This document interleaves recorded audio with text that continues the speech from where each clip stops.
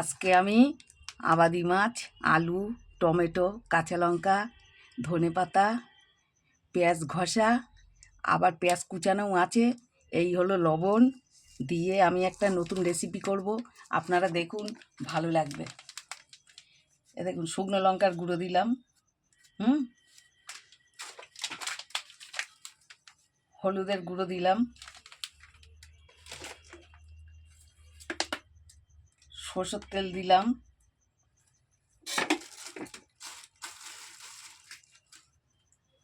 রসুনটা আমি ঘষে নিয়েছিলাম, এটা আমি দিলাম, সব ঘষাই দিলাম।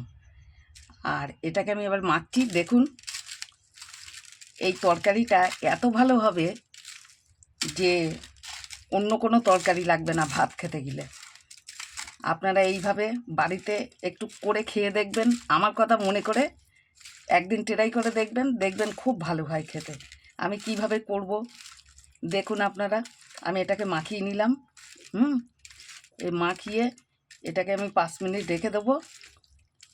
তারপরে আমি আবার এটাকে কিভাবে বানাই দেখবেন। এই মাখানো হয়ে গেল,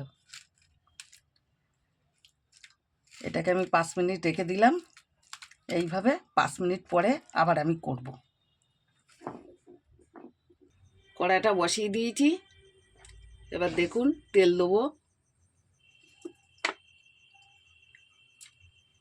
তেলটা দিলাম,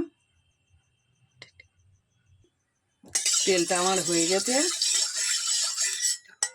এবারে আমি মাছটা দিয়ে দেবো। এবারে আমি মাছটা দিয়ে দিলাম।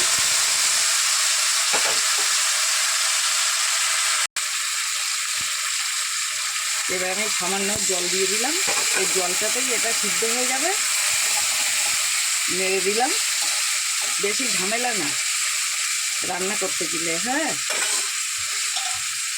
গুছিয়ে নিতে যা ঝামেলা, এমনি কোনো ঝামেলা নেই। করে দেখবেন, আপনারা বাড়িতে খেয়ে খুব ভালো লাগে। দেখুন, এবার আমি ঢাকনাটা তুললাম, একটু নেড়ে দিই হালকা করে। দারুণ হয়েছে। এবার আমি একটু ধনেপাতা দেবো।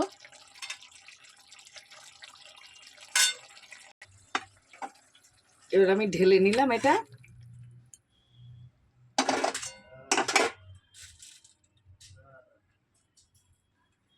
ধনেপাতাটা দিয়ে দিলাম।